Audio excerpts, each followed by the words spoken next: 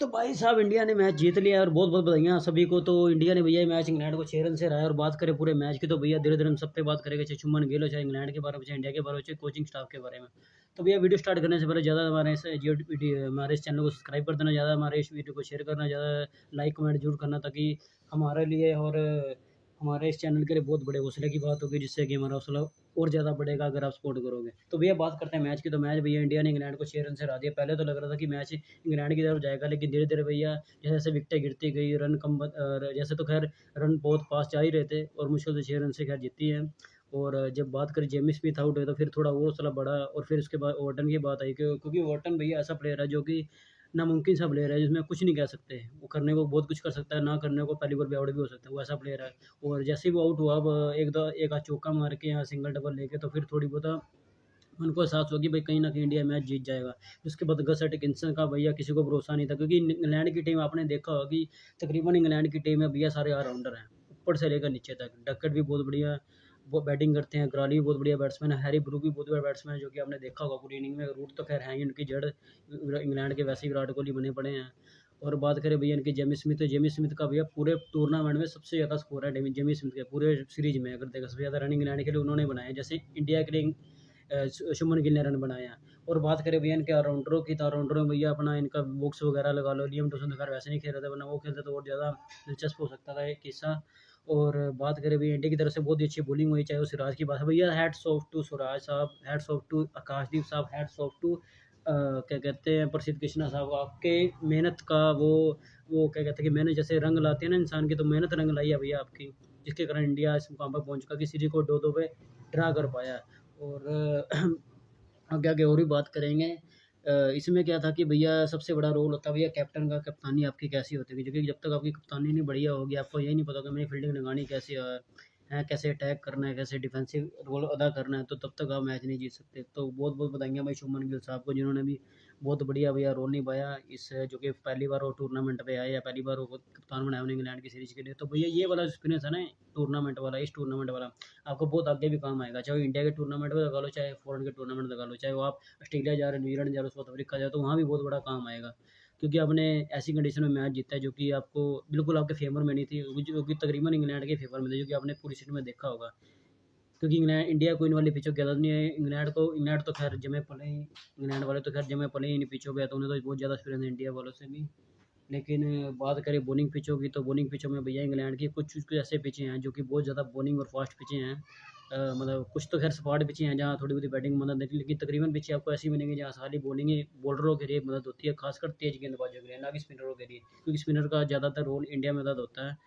India में ज़्यादा होता है, कोई ज़्यादा फॉरेन की साइड नहीं, चाहे ऑस्ट्रेलिया लगा लो, न्यूजीलैंड लगा लो, साउथ अफ्रीका लगा लो, चाहे इंग्लैंड लगा लो। तो चलिए आइए बात करते हैं मैच पे। तो मैच भैया बहुत रोमांचक रहा है। पहली बार में इंडिया ने भैया 224 रन ठोके, जिसमें कि करुण नायर जो कि टॉप स्कोरर थे, उन्होंने 57 रन बनाए। और बाकी प्लेयर्स का अगर देखा जाए तो थोड़ा बहुत रोल ही था, चाहे वो शुभमन गिल लगा लो, लोकेश और यशस्वी जायसवाल, चाहे वो और प्लेयर लगा लो, जडेजा पंत ने भी सॉरी जडेजा और जुरल ने भी थोड़ी बहुत इनिंग खेली, जिसमें 15-15 20-20 रन का योगदान डाल के मैच को 224 रन तक ले गए। और बात करें उनकी बॉलिंग की, तो भैया गस एटकिंसन ने बहुत बढ़िया बॉलिंग की थी पहली इनिंग में। और साथ में बात करें टंग की, उन्होंने बहुत अच्छी बॉलिंग करी, ओवरटन ने भी एक आध विकेट ली थी। तो पहली इनिंग इसी से समाप्त हुई। और बात करें इंग्लैंड की सेकंड इनिंग, पहली इनिंग की, तो पहली इनिंग में इंग्लैंड ने 23 रन की लीड थी, जो कि 248 रन का स्कोर हो गया था। और इंग्लैंड की तरफ से भैया उस मैच में उस इनिंग में बनाए थे डकट साहब ने बहुत अच्छे रन, और कराली साहब भी खैर पहली बार तो ये जल्दी आउट नहीं होते, क्योंकि दोनों का अंदाज एक तरह एक जैसा है, क्योंकि डकट लगाओ चाहे कराली लगा लो, वो भी तेज खेलते हैं, भी तेज खेलते हैं, वो भी बेसबॉल वाले खिलाड़ी है, भी बेसबॉल वाले खिलाड़ी हैं। और बात करें भैया क्या कहते हैं, रूट साहब ने बहुत अच्छी इनिंग खेली थी, हैरी ब्रूक ने भी बहुत अच्छा योगदान दिया था। मैं पहली इनिंग की बात करूँ, ना कि दूसरी, दूसरी में बाद में आएंगे। तो लगभग ये स्कोर खींचते खींचते भैया जेमी स्मिथ ने भी बहुत अच्छी बैटिंग की, करते कराते भैया स्कोर आ गया था 248 तक, और 23 रन की लीड मिल गई थी इंग्लैंड को। और वो उस इनिंग में बैट नहीं कर पाया, क्योंकि वो उसको लगी हुई थी चोट, और फील्डिंग के दौरान कंधे कुंधे पे थोड़ी प्रॉब्लम हो गई थी। तो बात करें फिर इंडिया ने भैया जोरदार पलटवार किया, और इंडिया ने भैया पहली पारी में सेकंड इनिंग में 398 रन बनाए, 395 रन बनाए, जिसके कारण इंडिया इसका मुकाम तक पहुंच सका, क्योंकि इंडिया ने 374 रन का टारगेट दिया इंग्लैंड को, 374 रन का टारगेट मानने वाली बात है इंग्लैंड के बीचों में, वो भी ऐसे ग्राउंड पे जहाँ पर हाईएस्ट स्कोर पिछला ज़्यादा 200 250 260 के करीबन था। 260 रन ही वहाँ हाईएस्ट टोटल रहा, लेकिन उसको तोड़कर एक नवा रिकॉर्ड बनाया इंडिया ने और 374 रन का भैया फिर उनको टारगेट दिया, जो कि अपने आप में बहुत बड़ी बात है इंग्लैंड की पिचों में। ये भी अपना हमने ऐतिहासिक मतलब इतिहास हिस्ट्री ही रचने जैसा है। और बात करें भैया इंग्लैंड ने फिर और उस पारी में भैया जडेजा और वाशिंगटन साहब ने बहुत अच्छी बैटिंग की, जुम्मन गिल ने भी बहुत बढ़िया भैया योगदान दिया, लोकेश राहुल चले नहीं उस मैच में, उस इनिंग में।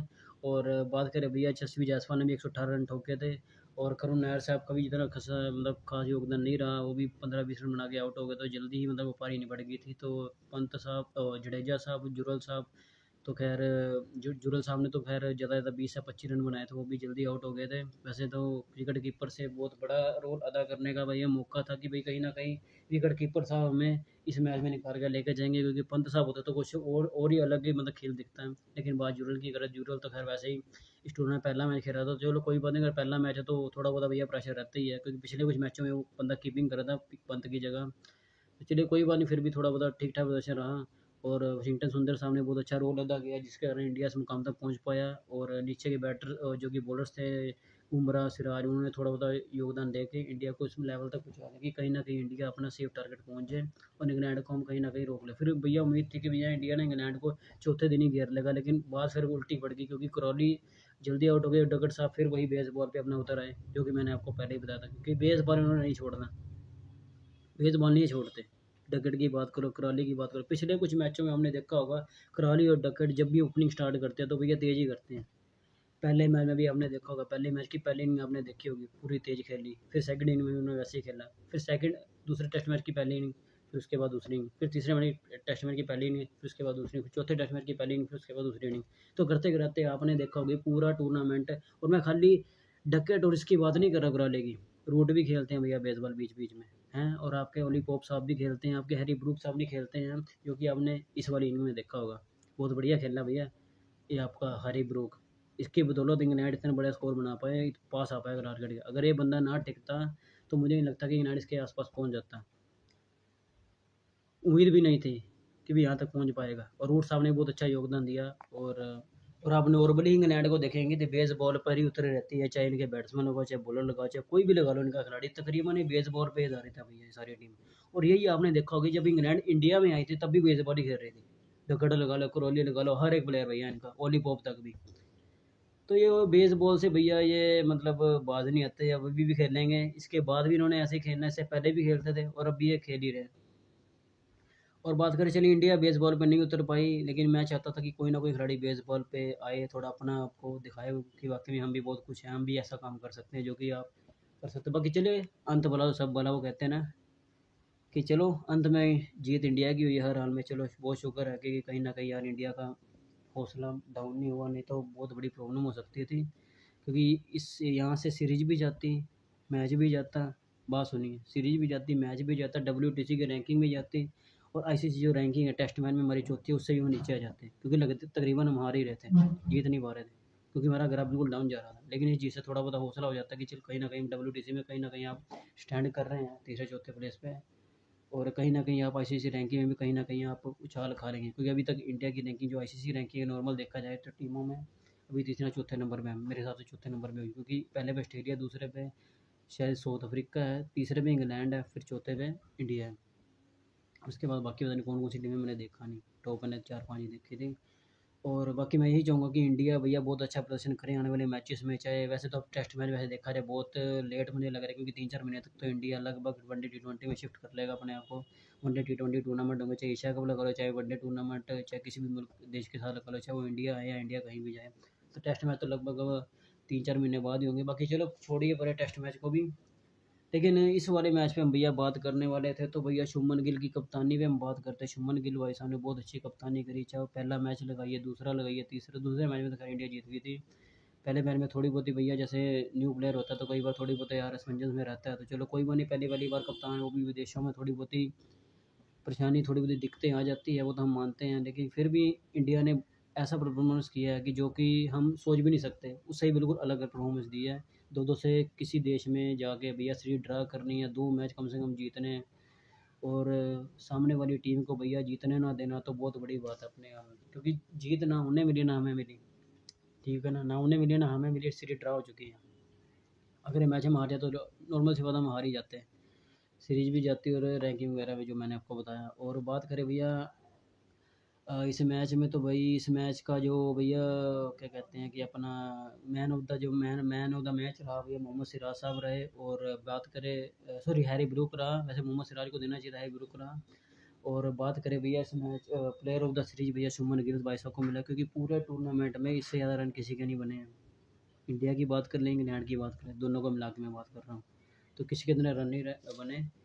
तो आशा करता हूँ कि ये वाला टूर्नामेंट इंडिया बहुत ज़्यादा सीखेगा इससे, बहुत ज़्यादा प्रेरणा लेगा कि कैसे, वो कहते हैं ना कि भैया जब इंसान टूट के गिर जाता तो फिर उसके बाद गिर के जब वो बंदा इंसान खड़ा होता है, तो वही वाली कहानी आ गई थी भैया कि जब आप गिर के जब बड़ा बनते हो ना, गिर गिर के खड़ा होते हो तो आप बाजीगर कहलाते हो।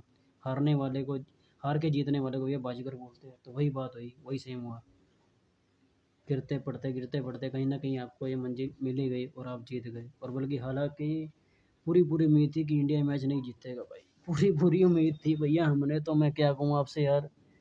अब यार चलो, चल रही रही है वेट, तो बता देते तो भैया बैट भी लगा दी थी भैया,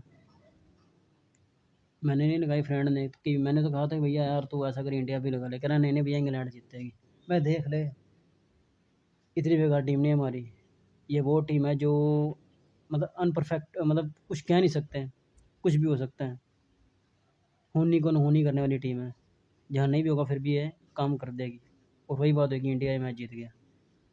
हमारी भैया अनप्रिडिक्टेबल टीम ने बहुत बढ़िया इतिहास रच दिया, बहुत बढ़िया मैच जीता, तो बहुत बहुत मज़ा आया भैया मैच देख के, तो वाकई में नज़ारा आ गया। और भैया हमारे यहाँ पर ना एक बंदे ने पटाखे पटूखे बजाए, तो किसी कारण कोई एक आधी चिट वगैरह कोई लड़ी लड़ी इधर उधर गिर गई होगी, तो इसी कारण क्लेश पड़ने वाला। तो मैंने कहा भैया कोई बात नहीं, चलो कोई बात, और ना पटाखे का यार इंडिया जीते तो खुशी मना रहे थे, चलो कोई बात नहीं, क्या फायदा लड़ने का। तो फिर बहुत मुश्किल से वो पंगा सोल्व हुआ, नहीं तो बहुत बड़ी लड़ाई हो सकती थी।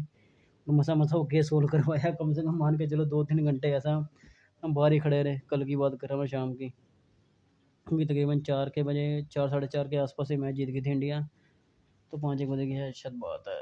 तो मैं चलो कोई बात नहीं, देखो खुशी मनानी है, किसी ने पटाखे से मना ली, किसी ने मिठाई बांट के मना ली, किसी ने बातचीत करके मनाई, चाहे कैसे ही मना ली, चलो खुश होकर मना ली। तो हर हाल में इंडिया की जीत की खुशी थी, तो चलो फिर मैंने कहा चलो छोड़िए बुरी यार, क्या फ़ायदा, बच्चा ही है। तो भाई मैच के बारे में और इस वीडियो के बारे में भैया ज़रूर बताना, ऐसे कमेंट करके ज़रूर बताना कि आपको वीडियो कैसी लगी और इंडिया की परफॉर्मेंस कैसी लगी, और ज़्यादा से ज़्यादा लाइक करना हमारी इस वीडियो को। और जितने भी अपडेट्स वगैरह हैं, मैंने वैसे भी देखा है कि भाई साहब बहुत सारे मैं ब्लॉग्स वगैरह वीडियोस वगैरह, मतलब हर एक तरह की भैया एंटरटेनमेंट से रिलेटेड, गुरुद्वारों से रिलेटेड, मंदिर से रिलेटेड, अपने शहर से रिलेटेड, गाँव से रिलेटेड, हर एक तरह की मैंने वीडियो बनाई, लेकिन आपकी तरफ से किसी भी तरीके का भैया सपोर्ट नहीं आ पाया। इस पे बात मैंने पहले भी करी थी, तो ढंग का भैया सपोर्ट तो कर दीजिए, ढंग के कमेंट तो डालिए, और कोई कमी है वही बता दीजिए ना कि क्या कमी है हमारे में, फिर हम सुधार कर लें उस चीज़ में।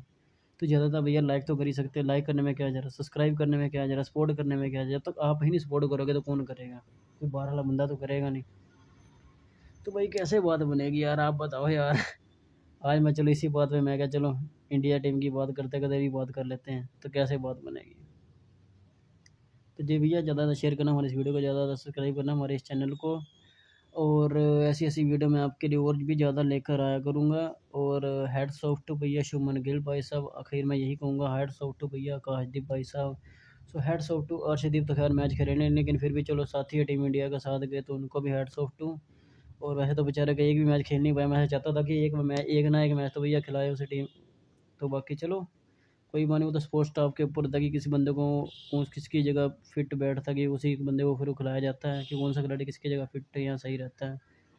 तो हेड्स ऑफ टू भैया यशस्वी जायसवाल को, हेड्स ऑफ टू भैया लोकेश राहुल को, हेड्स ऑफ टू भैया आपके जितने भी स्पोर्ट्स स्टाफ है, चाहने वाले प्रशंसकों को, हेड्स ऑफ टू भैया गंभीर भाई साहब को।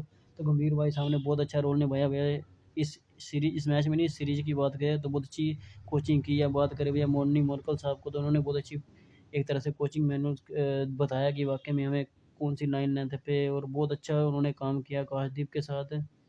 और क्या कहते हैं सिराज के साथ, खैर बुमराह तो खैर इस मैच में खेल नहीं रहते, तो सबसे ज़्यादा लीडिंग रोल सिराज को अदा करना पड़ा था, तो जिसके कारण उन पे ज़्यादा जिम्मेदारी थी बजाय कि इन दोनों में। वैसे तो जिम्मेदारी तो सब पे ही होती है, लेकिन उन पर थोड़ी ज़्यादा थी क्योंकि वो लीड कर रहे थे बॉलिंग यूनिट को। तो वो बुमराह साहब भी खैर नहीं खेले, लेकिन बुमराह साहब का प्रदर्शन बहुत बढ़िया रहा है सीरीज़ में, कोई ऐसा नहीं है कि कोई ऐसा सा रहा एवरेज सा रहा, तो बहुत बढ़िया प्रदर्शन उनका भी रहा। तो बात की जाए विकेटों में, तो विकेटों में भैया स्टोक्स ने बहुत अच्छी विकेट ली है सीरीज में, कि खाली इंडिया की बात नहीं करनी, इंग्लैंड की बात कभी कर लेते हैं भैया। गसट किंसन ने बहुत अच्छी बॉलिंग की है सीरीज में, और टंग की बात करूँ, उन्होंने बहुत अच्छी बॉलिंग की है। स्टोक्स को साहब की तो खैर बैटिंग में इतनी धुरंधर है तो मैं क्या कहूँ यार, बॉलिंग तो है ही है, बैटिंग भी अभी है कमाल की, कुछ नहीं कह सकते, वो भी अनप्रेडिक्टेबल है, कुछ नहीं हो सकता। कभी कभी बॉलिंग में नहीं चला, बैटिंग में चल जाते, बैटिंग में बॉलिंग में चल जाते, फील्डिंग में बहुत बढ़िया इनकी तो तकरीबन आपने देखा होगा कि इंग्लैंड की टीम सारी ऑलराउंडर ही है, ऊपर से लेकर नीचे तक। तो मेरे से एक बंदा पूछ रहा था भैया यार जब इनकी टीम से हमारी क्यों नहीं हो सकती यार, मैं हो सकती है, ऐसी बात नहीं है कि नहीं हो सकती, बिल्कुल हो सकती है। बाकी चलो फिर भी सिराज साहब ने बीच बीच में किसी कई कई मैच हमारे लिए निकाले भी है, बचाए भी हैं। बुमराह की बात, वो भी अच्छी खासी बैटिंग कर लेते हैं। प्रसिद्ध कृष्णा, आप थोड़ा बहुत बैटिंग में काम करेंगे तो वो भी परफेक्ट हो जाएंगे।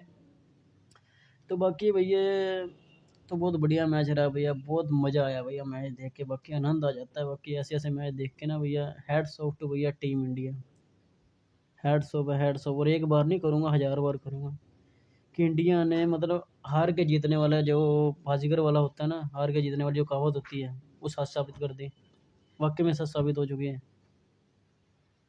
आप बाजीगर हो, और आप बाजीगर अभी नहीं थे, पहले भी बाजीगर थे, अभी बाजीगर उसके बाद ही बाजीगर रहेंगे।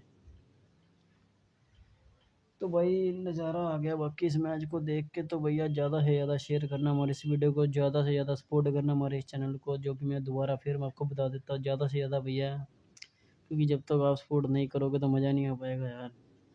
आपसे सिर्फ सपोर्ट मांगा और कुछ नहीं, कोई पैसे नहीं मैं मांग रहा कि मदद कर दो हमारी, सिर्फ सपोर्ट ही मांगा और कुछ नहीं है। तो ज़्यादा से ज़्यादा शेयर करना हमारे इस वीडियो को। तो हमारी जानकारी कैसी लगी कमेंट में ज़रूर बताना, और कंग्रेचुलेशन आप सभी को इंडिया के जीतने पर। और इंडिया ने सीरीज ड्रा कर दिया 2-2 से, एक मैच ड्रा हो गया था, पहला मैच इंग्लैंड जीता, दूसरा इंडिया, तीसरा फिर इंग्लैंड, चौथा ड्रा, पाँचवा मैच इंडिया जीती। तो बहुत बढ़िया मैच रहा। तो ठीक है भाई, तो अगली वीडियो फिर मिलते हैं। सो ज़्यादा शेयर करना हमारी जानकारी को, बहुत बहुत धन्यवाद।